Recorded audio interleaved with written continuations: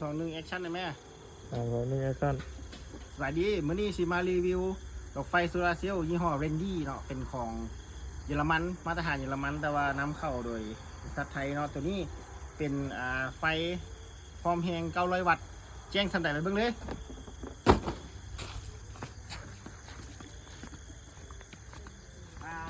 เริ่มจากตัวนี้ก่อนเนาะจากที่เห็นในเสาเนาะถึงแจ้งนี่แม่นเรนดี้ตัวนี้แม่น1,500 วัตต์ตัวนี้โฆษณาเมื่อกี้มัน900ตัวนี้มัน1,500เนาะที่ตั้งกับที่ตั้งเรามานี้เนาะแล้วก็อยู่นี่ก็เป็น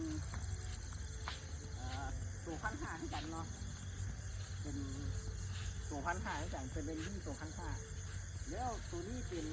ตัวความแรง900นะตัวนี้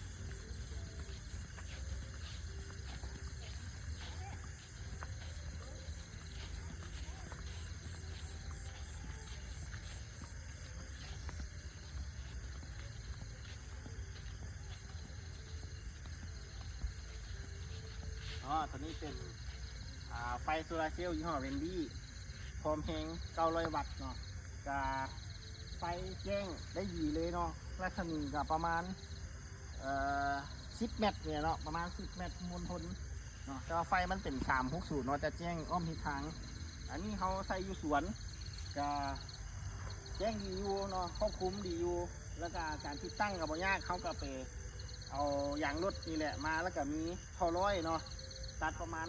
1 เมตรแล้วก็พอกปูนแซงนุ่มตีนบนยางรถนี้เนาะประมาณนี้พอกใส่ยางรถเก่ประมาณเป็นยางรถใหญ่เนาะโบใหญ่หลายก็ได้รถรุ่นกลางๆพวกรถกระบะอย่างเขาก็ได้แล้วก็ข้างในก็เอาพวกก้อนหินจีอย่างใส่เนาะแล้วก็เทปูนท่อร้อยกับแมน1 เมตรแล้วก็ลิ้นท่อยาวนี่เป็นท่อเล็กประมาณ6 เมตรเนาะจะหาซื้อได้ตามห้างขายเล็กเข้าไปสำหรับไฟเรนดี้ตัว900 วัตต์นี่มันประมาณ1,400-1,500 บาทแหละเนาะแต่ว่าตัว900 วัตต์เนาะมันประมาณ1,400-1,500แล้วตัว1,500 วัตต์นี่มันประมาณเกือบ 2,000เนาะจะได้กะลองใส่เบิ้งที่ผ่านมาก็เคยใช้หลายยี่ห้อแล้วเนาะเป็นของจีนของไทยของอย่างกับบางอันก็แจ้งตัวแจ้งขี่มู่เนาะในโฆษณาหันกับว่าพอแจ้งเอามาใส่แค่กับโบแจ้งเนาะหลายอันที่ซื้อมา1โบแจ้ง2มาไฟโบทุนแจ้งประมาณตอนช่วงหัวค่ำแจ้งแค่เนาะมาฮอดช่วงกลางคืนประมาณเที่ยงคืน12 โมงก็ถือว่าไฟเบิดแล้วแต่ว่าตัวเรนดี้เนาะเป็นของเยอรมันนี่ถือว่าไฟแจ้งตามที่เว้าไว้เลยเนาะจำนวนวัตต์คือว่า1,000 วัตต์อย่างที่กะแจ้งตามพันเนาะ900 1,500ก็แจ้งตามนั้นแล้วก็ไฟอยู่ได้ดุนเนาะที่โฆษณาไว้เพิ่นว่า72 ชั่วโมงเนาะที่ว่าไฟนี้แต่ว่าเปิดตัวจริงเขาใส่ประมาณข้ามคืนได้ก็ถือว่าได้เรื่องแล้วเนาะฉะนั้น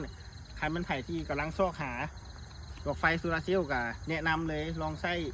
โซลาร์เซลล์ไฟโซลาร์เซลล์ยี่ห้อเรนดี้เบิ่งเนาะมันจะมีทั้งแบบไฟทางยางแล้วก็ไฟเป็นไฟเดินไฟอย่างนี้เจ้าขอขอบใจ